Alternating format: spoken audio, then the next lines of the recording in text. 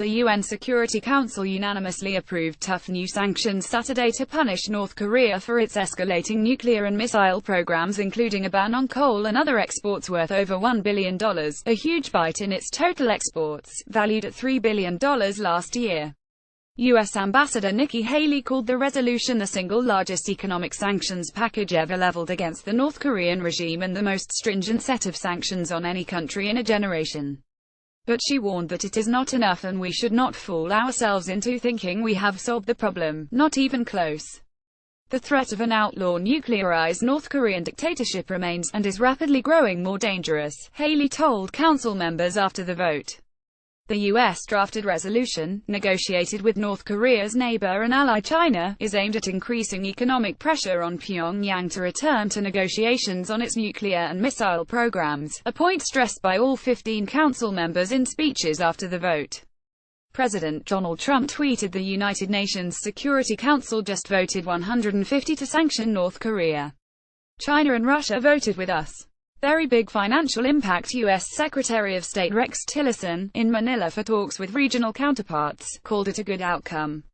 China's Foreign Minister Wang Yi called for all sides in the nuclear dispute to return to negotiations and repeated Beijing's proposal for a double suspension, or a halt to North Korean nuclear development and joint U.S.-South Korean military exercises. Haley told the Security Council that U.S.-South Korean military exercises have been carried out regularly and openly for nearly 40 years and they will continue. The Security Council has already imposed 6 rounds of sanctions that have failed to halt North Korea's drive to improve its ballistic missile and nuclear weapons capabilities. The resolution's adoption follows North Korea's first successful tests of intercontinental ballistic missiles capable of reaching the United States on July 3 and July 27. It condemns the launches in the strongest terms and reiterates previous calls for North Korea to suspend all ballistic missile launches and abandon its nuclear weapons and nuclear program in a complete, verifiable and irreversible manner. The centerpiece is a ban on North Korea exports of coal, iron, lead and seafood products, and a ban on all countries importing these products, estimated to be worth over $1 billion in hard currency. According to a Security Council diplomat, coal has been North Korea's largest export, earning $1.2 billion last year, which was then restricted by the Security Council in November to a maximum $400 million. This year, Pyongyang was estimated to earn $251 million from iron and iron ore exports, $113 million from lead and lead ore exports, and $295 million from fish and seafood exports, the diplomat said. The resolution also bans countries from giving any additional permits to North Korean laborers, another source of money for Kim Jong-un's regime. And it prohibits all new joint ventures with North Korean companies and bans new foreign investment in existing ones.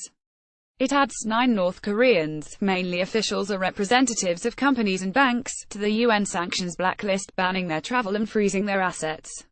It also imposes an asset freeze on 2 companies and 2 banks. The council diplomat, who was not authorized to speak publicly and insisted on anonymity, called the newly sanctioned Foreign Trade Bank a very critical clearinghouse for foreign exchange. The Mansudi Overseas Project group of companies, which was also added to the blacklist, is described in the resolution as engaged in exporting workers for construction, including of monuments, in Africa and Southeast Asia.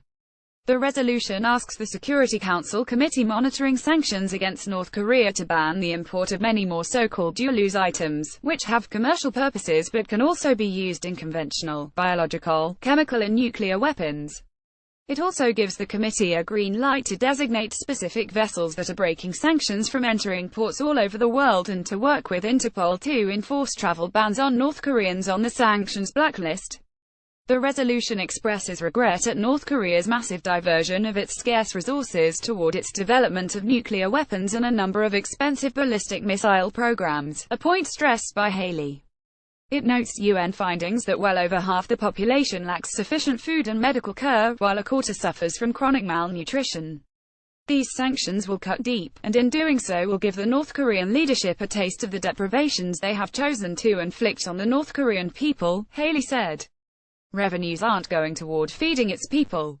Instead, the North Korean regime is literally starving its people and enslaving them in mines and factories in order to fund these illegal missile programs. Though the economic sanctions have teeth, Washington didn't get everything it wanted. In early July, Haley told the Security Council that if it was united, the international community could cut off major sources of hard currency to North Korea, restrict oil to its military and weapons programs, increase air and maritime restrictions and hold senior officials accountable. Neither oil nor new air restrictions are included in the resolution. Its adoption follows Tillerson's comments Wednesday reassuring North Korea that Washington is not seeking regime change or an accelerated reunification of the Korean peninsula, comments welcomed by China's foreign minister. Russia's UN ambassador Vasily Nebenzia said Moscow hopes Tillerson's assurances would be clear that the United States is not seeking to dismantle the existing situation in North Korea or to force to reunite the country and militarily intervene in the country. Tillerson also said the United States wants to talk eventually with North Korea but thinks discussions would not be productive if Pyongyang comes with the intention of maintaining its nuclear weapons. North Korea has repeatedly said it will never give up its nuclear arsenal, which it sees as a guarantee of its security. The resolution reiterates language from previous ones supporting a return to six-party talks with the goal of denuclearizing the Korean peninsula, expressing the Security Council's commitment to a peaceful, diplomatic and political solution to the situation and stressing the importance of maintaining peace and stability in Northeast Asia.